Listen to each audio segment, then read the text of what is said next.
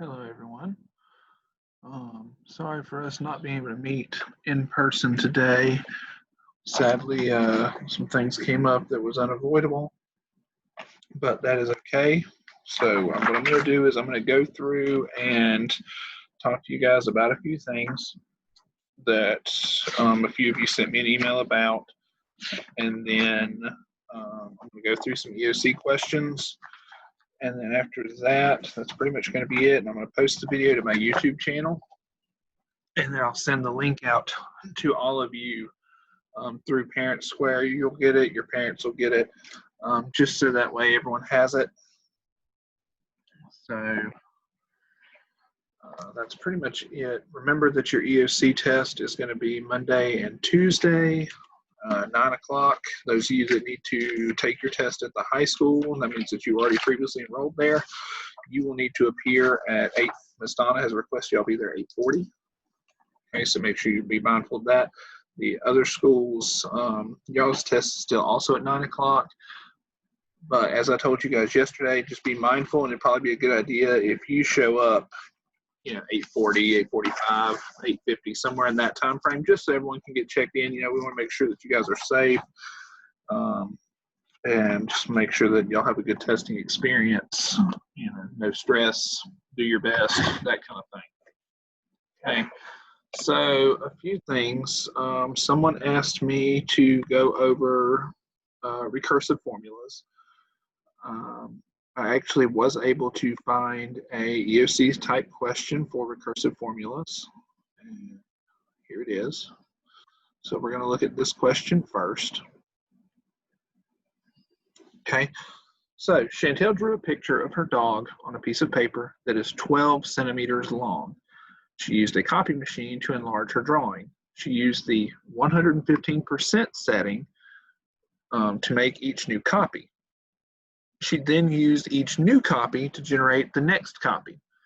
That means what she's doing is she took this 12 centimeter picture, put it in there, printed out the next picture that was a little bit bigger. Then she took the new picture, put it through the copy machine again to make the next picture, and so on. And she kept this process going until she got to whatever size that she wanted. It doesn't tell us, but that's what would have happened. Using the same copier setting, enter the recursive formula that will give the length of each new copy. Okay, so first thing that I did whenever I was doing this problem is I went ahead and multiplied and found out what each new copy, what the sizes were. So that way in the end I can plug numbers back in and check myself. So let me get that going. Hold on, let me get my program working.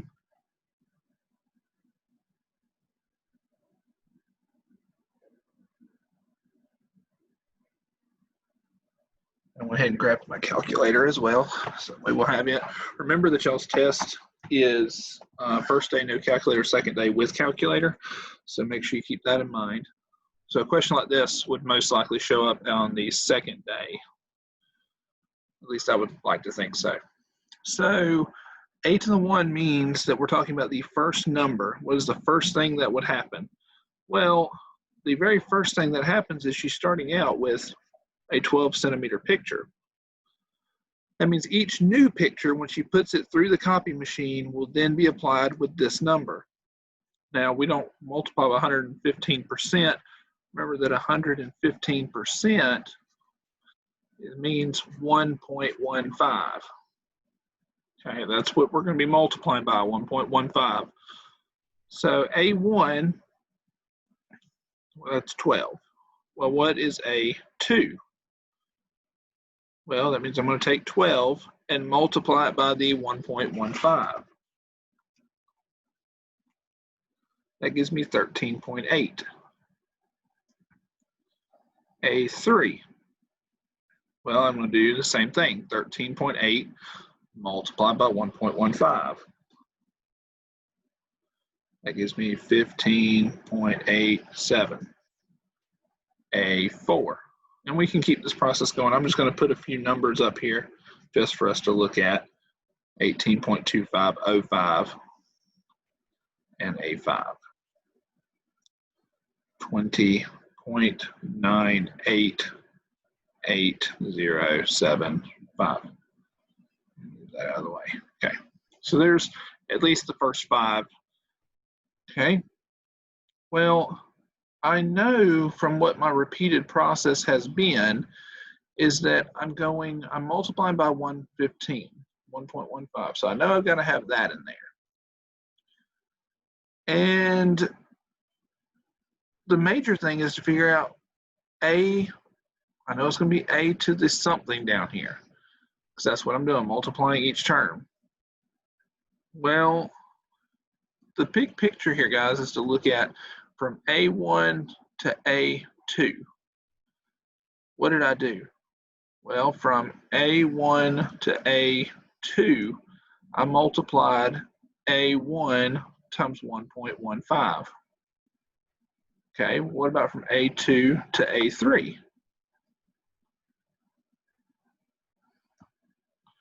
Well, from A2 to A3, I multiplied A2 times 1.15. A3 to A4. That was A3 multiplied by 1.15. So you notice that each time I go up a number, I have to multiply the previous number by the 1.15. Same thing here, A4 to A5. That's A4 multiplied by 1.15. So the pattern, it seems, is that every time I go up by a number, I multiply the previous number by 1.15. Well, how do I write that in this expression? Well, if I'm talking about how do I get from A5 down to A4? Well, I subtract by 1. A4 to A3, I subtract by 1. A3 to A2, I subtract by 1. See, that pattern is where, and we talk about these little subscripts being n, right here, I'm doing n minus 1. Here, n minus 1. And I keep that pattern going every single time I make a new number. So n minus 1 lets me jump to the previous number before I multiply. So your recursive formula is 1.15 a n minus 1, because a n minus 1 jumps back to the previous number before I multiply. Now, if you're not sure about this, that's why we make this little list right here. We can check it really easily. Okay, 1.15, that's why also I made this little list so we can compare the two. Let's say I want to know what we're going to replace this little n, let's say it's A3. Okay, so I plug it in. 1.15 A 3 minus 1. Okay, well, that means it's 1.15 A2. Well, if I go and I look for A3, I should get 15.87. Okay, well, what is A2 in my little list? A2 is 13.8. So 1.15 times 13.8. I'm sorry, I'm overlapping. I'm kind of running out of room. But 1.15 times 13.8,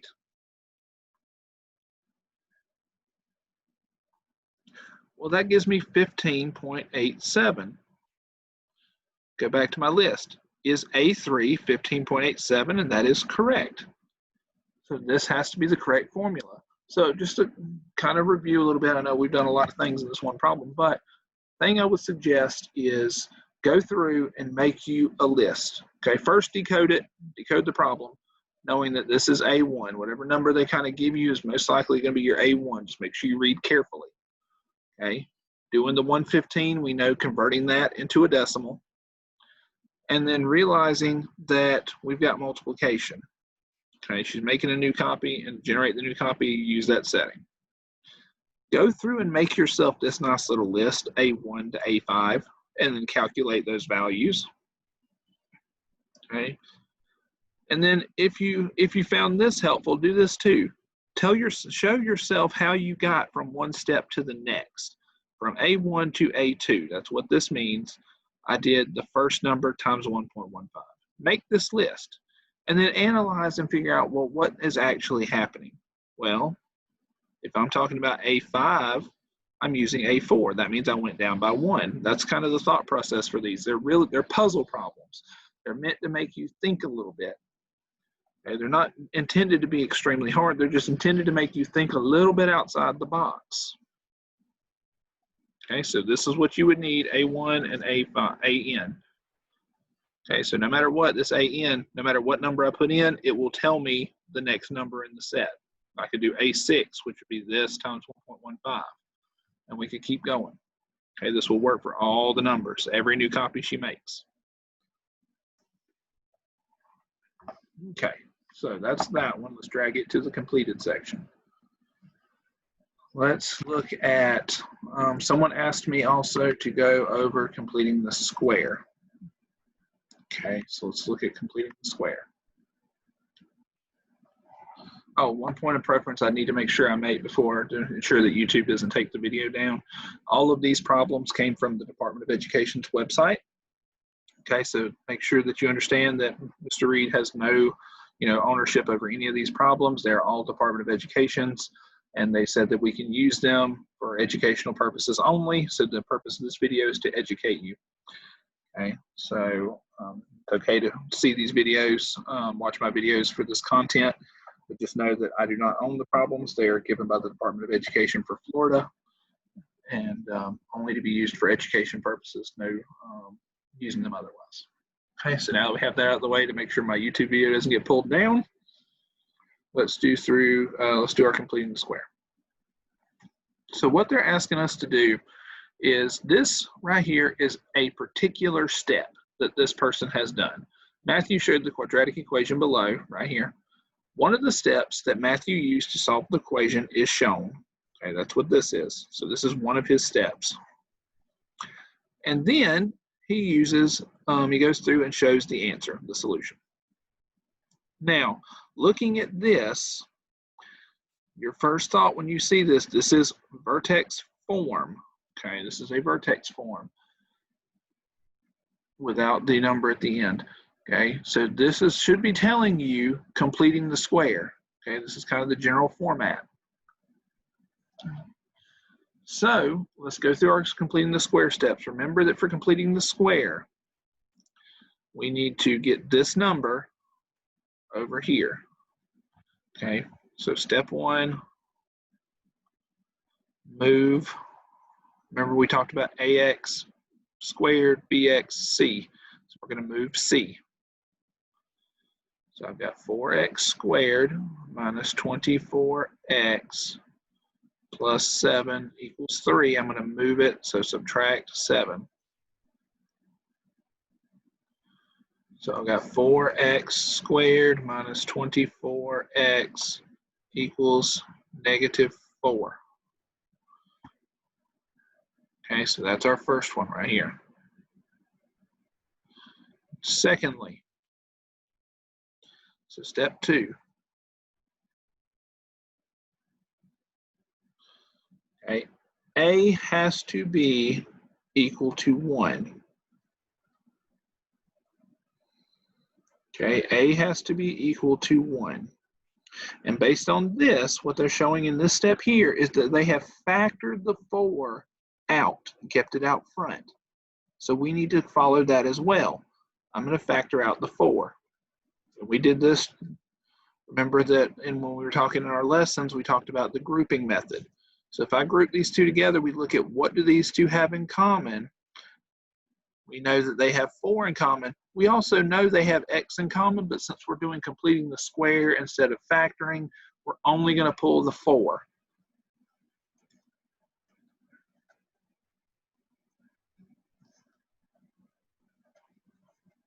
Okay, and notice we do nothing over here. We don't have to do anything here. Step 3. Now we're going to do the complete the square part.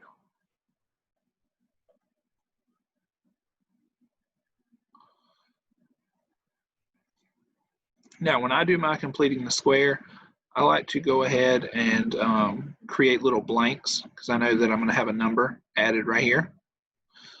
And I also know that I'm going to have a number, move my little trash can out of the way, I'm going to have a number added to this side. So we're going to have numbers added to these two spots. So I go ahead and draw something in to remind me that, hey, something is going to go here, something is going to go here. Now, what goes there, remember to complete the square, we have b over 2 squared. Okay, so b over 2 squared means we're going to cut this number in half, square it, and put it in here. So b over 2 squared. Well, b is -6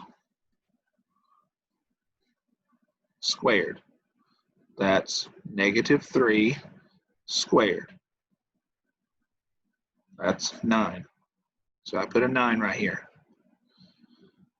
Now, normally, in a normal problem, we'd put 9 over here, but what we have done is since we factored out this 4, we have to take that into consideration and make the product 4 times 9. Okay, so 4 times 9, that's 36. So that has to go over there.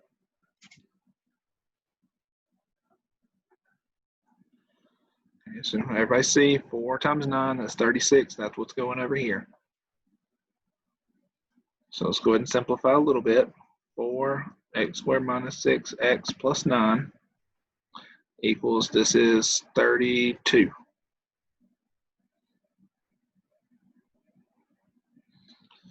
Now we've completed the square. This, whenever you complete the square, you will create something that will factor. Okay, this will factor. What factors of 9 can add or subtract to be 6? And it's going to be -6. Well, and when we factor these, the two things will match. So we have 4x minus 3 squared. Okay, because if we have 9, that can be 3 times 3. But since we're making a -6, and the 9 has to be positive, these will both have to be negative. So we'd have x minus 3 times x minus 3. And we can clarify and simplify this down into x minus 3 squared because we had 2 of them. So we put a little 2 up here. So this is the step that he should be displaying up here. So right here we would have the number 3. So you pull number 3 and you would pull 32. Okay, that's where those come in. Now that you've completed that part, now you have to do the solving part. So let's go through the solution. I'm going to change colors so that way when I fill in the numbers up here, you'll see the differences. So let's solve this. So step 4, this is going to be solve.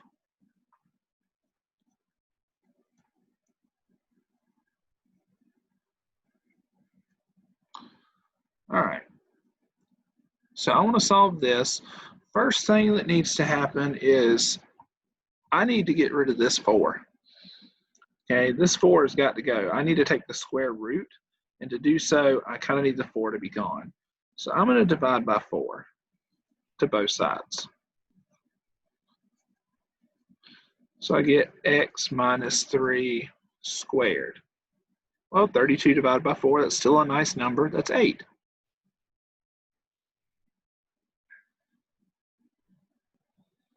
Now I need to get rid of the squared, because remember, we're solving for x. We want to know what x equals. I need to get rid of the square. Well, something squared can cancel a square root. And in retrospect, a square root cancels squared. So I'm going to take the square root of both sides. That way my squared cancels out. And I'm left with x minus 3. It is important to remember that when you take the square root of both sides of an equation, you get a plus or minus on the other side.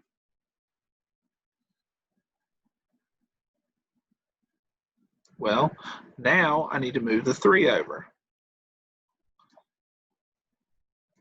So x is equal to 3 plus minus the square root of 8. But when I look up here, 1, 2, 3 blanks. This should tell you right here that you have to break down your radical. So I need to break down my radical. I've got to remember what perfect square will divide into 8. Remember, perfect squares are like 1 squared is 1, 2 squared is 4, 3 squared is 9, and so on. This can continue. I need one of these, and clearly we're going to use the number 4. So x is equal to 3 plus or minus the square root of 4 and the square root of 2, because 4 times 2 makes 8. 4, 2, 8. Well, if we look back up here, this one doesn't have a square root, which means that we need to break it down again some more. Square root of 4, we know that to be the number 2.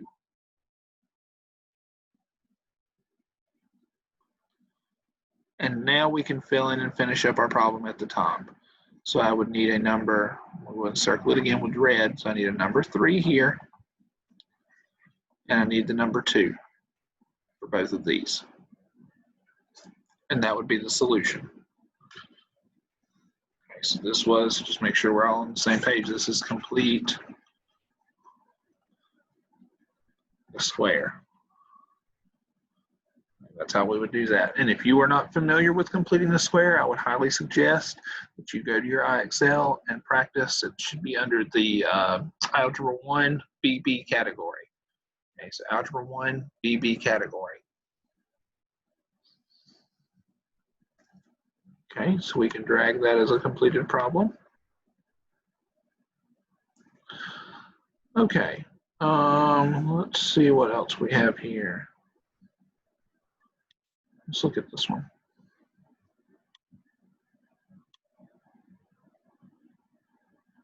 Okay, the points on the graph, this is an ABCD choice. The points on the graph show the population data in millions of the state of Florida for each decade from 1990 to 2000. The data are modeled by the function px equal 506,975 times 1.43 raised to the x. This is an exponential graph. Shown on the graph to the left, what is the domain of the graph of p of x? Now, I don't remember if we had a chance to talk about it. I might have mentioned it. Remember that domain speaks about x values, or it's from left to right. So we're looking from left to right. So we're going to be going this way. We're talking about x. So which one of these is going to allow us to specifically talk about this domain of this picture? Okay, domain of this picture. And make sure you understand, so it doesn't just ask, there's a few things here that make sure we know, and one of them is it doesn't just ask for the domain of p of x.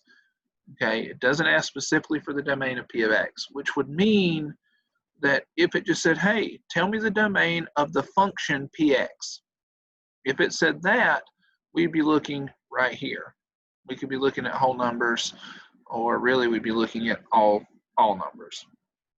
So in this case, this one, no, we're not going all numbers, because it specifically gives us the word we need to talk about the domain of just the graph, not the whole function, just the graph they've made. Okay. Well, then I look here, because I see it's 0 and it keeps going and going and going, but it stops. It never goes to here. Well, this says every number bigger than 0. But our graph never touches 11. And 11 is bigger than 0. Therefore, A is not a choice. So I have B or D. Now, these two are trying to say the same thing. Let me go ahead and make sure we understand that. These two are trying to say the same thing because these are decades since the 1900. Okay, decades since 1900. So 0 means we're at 1900. 1 means we're at 1910, 2 is at 1920, all the way to 10 when we're at 2000. But the big kicker here is that we look at this part of the graph. Okay, yes, these two are talking about the same set of numbers, but we're not going to take 1900 and plug it in for X. We're going to get an astronomical number that is not going to line up on our graph. Okay, so the only choice that we have in this case is 0 to 10.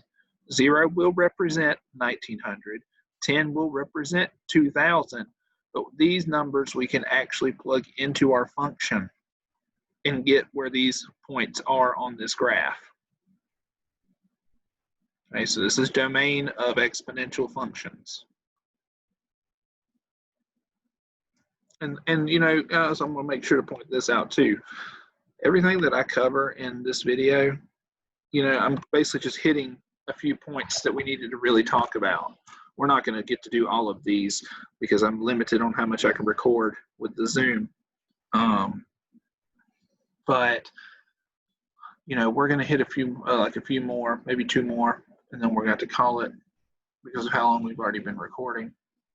But not every little part of these is going to cover everything you need to know. You need to spend some time. You've got until Monday. So today is Thursday. You've got Friday, Saturday, and Sunday. Okay, to be going on iExcel or Khan Academy, watching videos, practicing problems, any of that kind of stuff you could be doing this weekend, and I encourage you to do so. Okay, because I can't cover everything that you need to know. It's just not going to happen in that time frame. Okay, today is the last day that we have. So make sure that you go and do some problems. All right, looking at, we did not get to talk about systems of linear equations or inequalities, so I wanted to talk about this.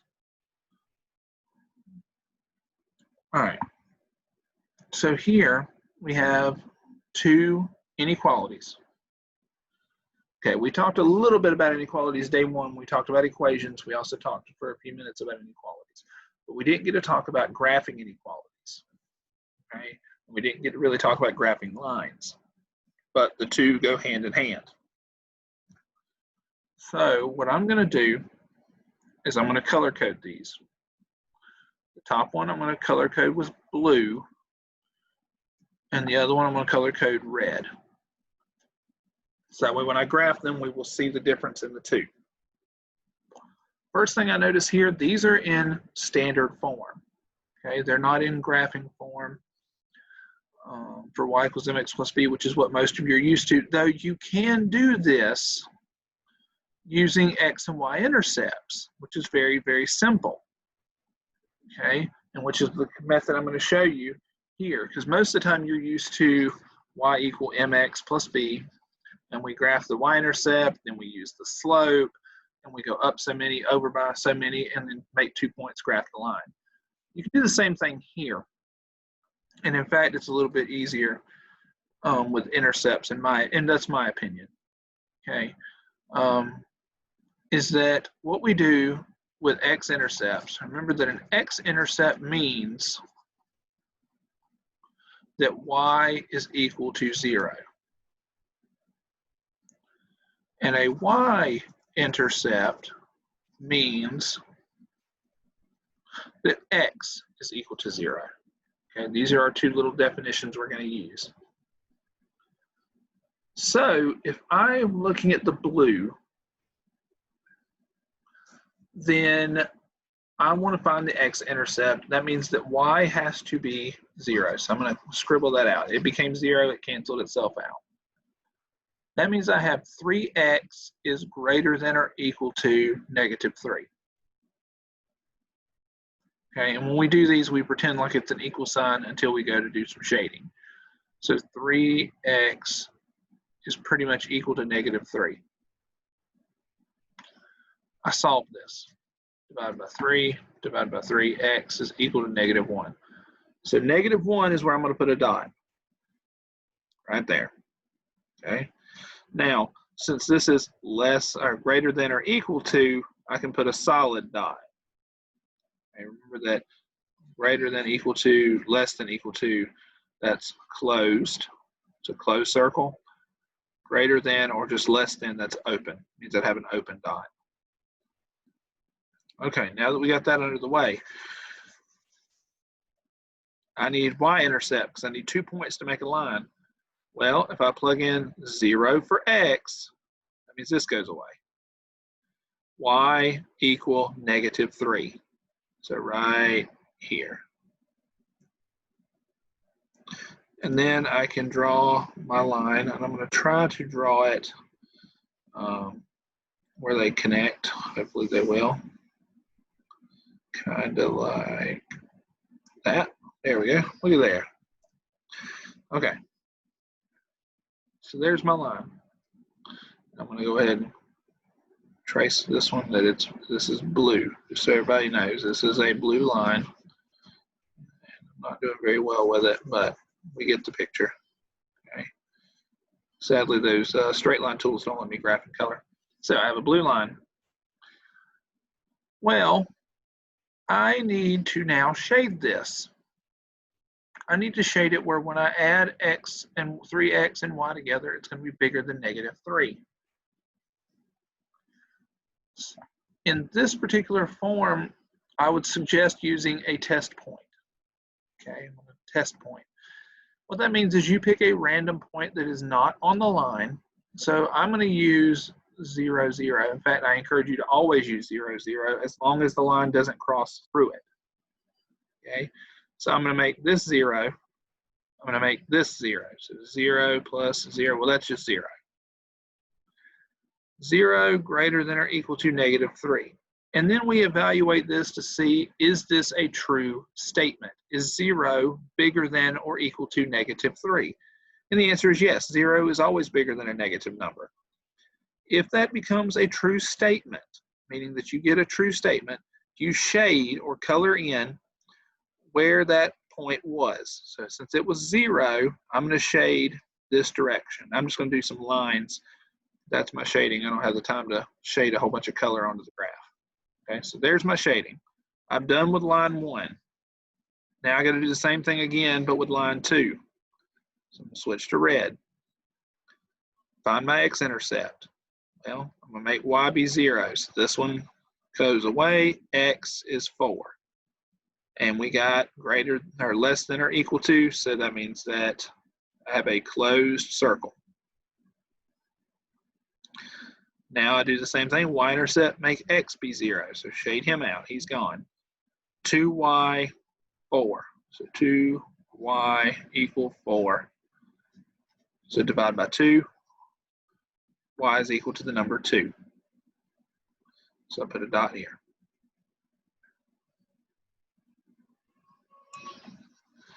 Okay, so that takes care of those. I got my 2 dots, I can make my line. Try to see if I can actually do it in color this time. Oh, look at there, I can. Learn something new every day. Okay, there is my other line. But I got to do the shading. So I'm going to do my test point. Still can use 0, 0 since I didn't cross through it. So 0 and 0. 0 is less than or equal to 4.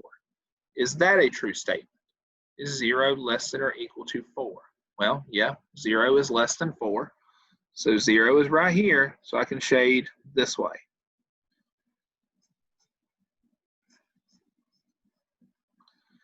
Now, I want you guys to make sure you pay attention to something, and that is that each time that I've done one of these, we graphed. So graph number 1, and then we shade number 1. And then I graph number 2, and then I shade number 2. Okay, so make sure you follow this method of graph and then shade, graph and shade. Because if you graph both of these, you'll end up not being sure which one is which. It happens all the time. And then, excuse me, and then you won't know which one to shade because you won't remember which line is which. Okay, so graph 1, then shade it, graph the other one, then shade it. And that'll help you keep from getting confused. Now, the answer, because we're always looking for the answer, right? That's the whole purpose of doing any kind of math problem, is trying to find the answer. The answer is where the two regions are shaded together. So where the red and the blue are touching each other. So see, it's all up in here, in between these two. That's where you would darken in. Okay, so I'm just going to color all this in. So this is the region of solutions. That's what it's called when you graph these. It's called the region of solutions. All the answers that will work for both of these are in this little black cloud. Okay, so all the solutions are in the little black cloud.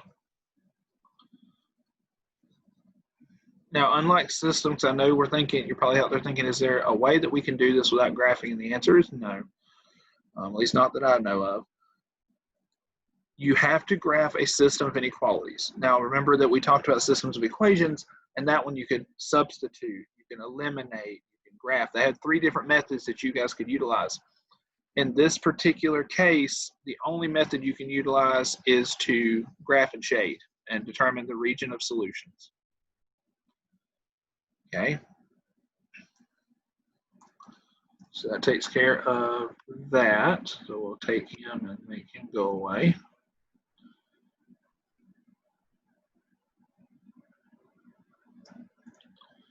All right. Let's see what else we got.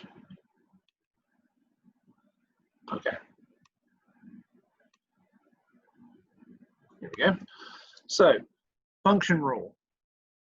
So you need to be able to explain the difference between linear and exponential. Okay, linear and exponential.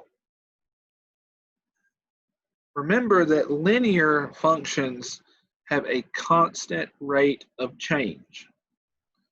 Okay, so remember that linear functions, let's see if I can write it on here. So linear, I'm going to abbreviate constant rate of change. So CRC, constant rate of change. That means as the y changes, the x goes up, and then the second set will go up and it'll make the same thing. So like, for example, A. Notice that this, and this is a good way to do this unless you know a better way, this is just how I usually do it. 2, remember that slope is rise over run. So this is going up by 3, so it's plus 3, and here is plus 1.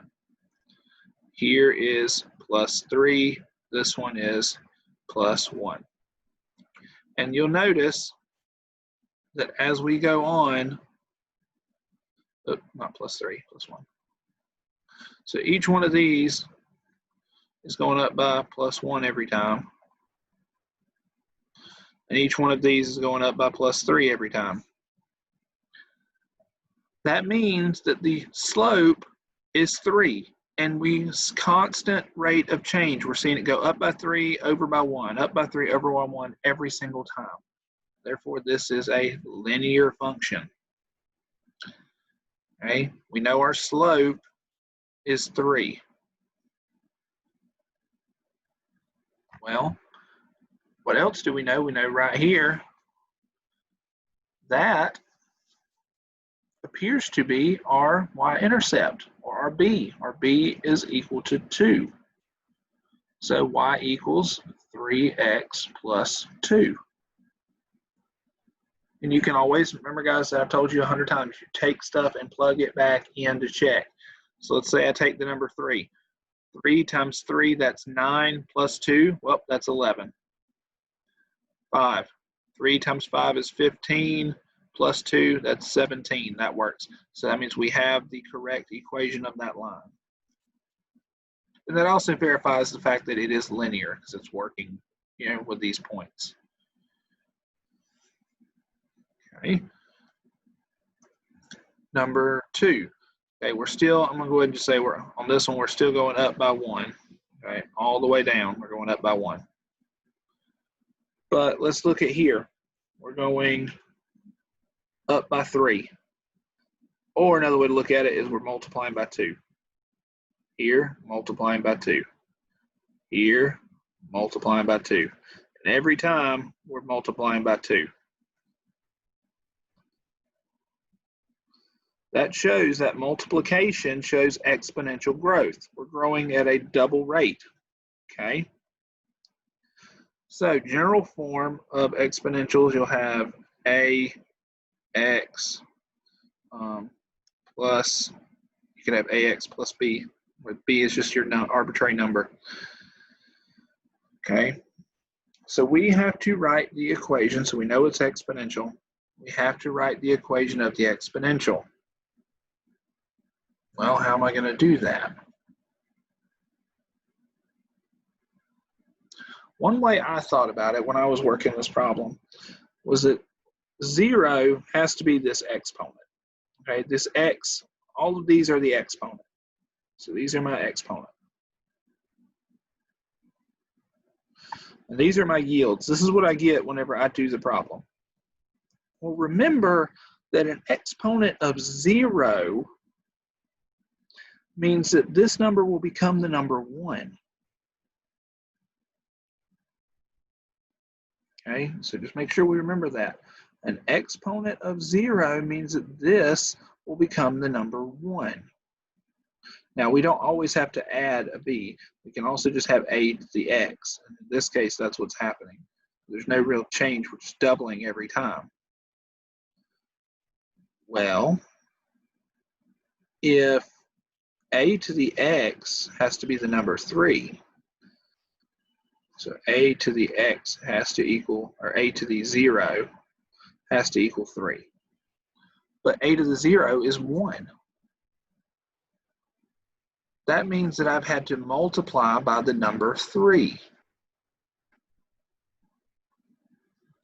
3 times 1 is 3. So right now I know that 3 times something is going to give me these numbers, but I really need to know what this a is.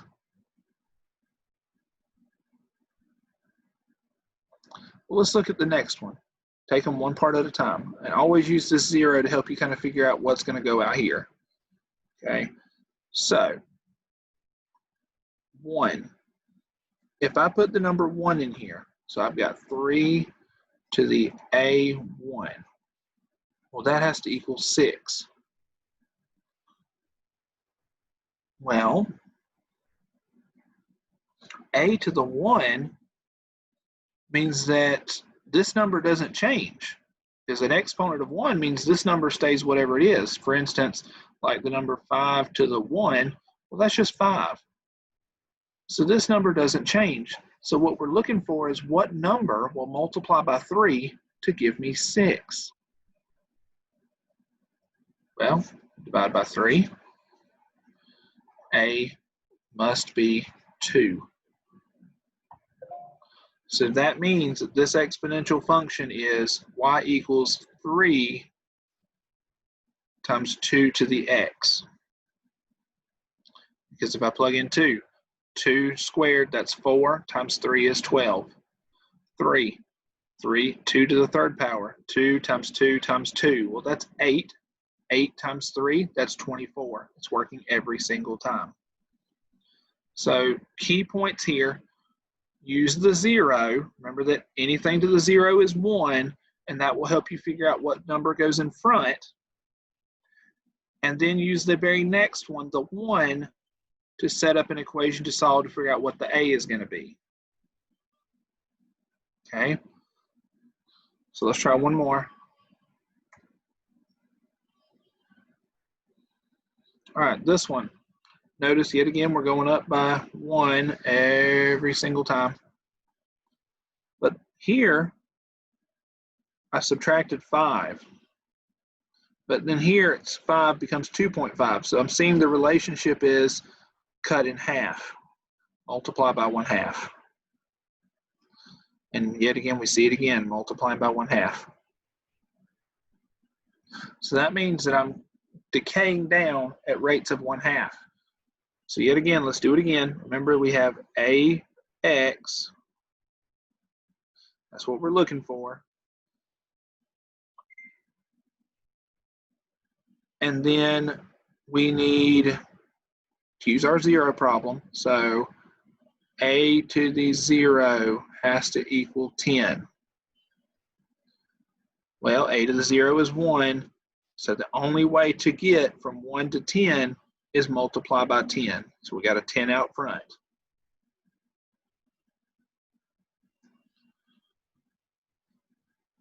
Okay, so we've used our 0 property. Now let's use our 1. So 10 times a to the 1 has got to equal 5.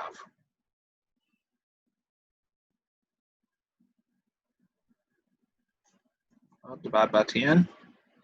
A has to equal 1/2. You guys notice the pattern yet? Whatever the decrease is. Notice that we were talking about 1/2 here. We got a 1/2.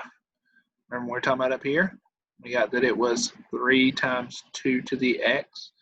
And every time we were multiplying by 2, there's our 2. We're talking about 1/2 here. Here's our 1/2. Okay, so make sure you look for that. That's why I'm showing you this technique to help you kind of figure it out. Okay, so this is going to be the number out front. Here's your patterns.